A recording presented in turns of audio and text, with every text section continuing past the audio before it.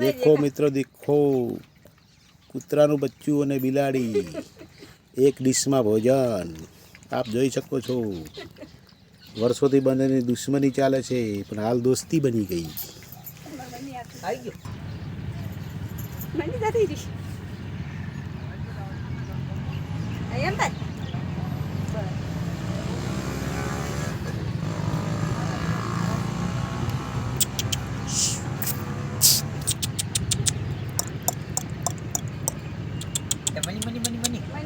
લે મની વાદે તો કલાક થઈ ગઈ છે.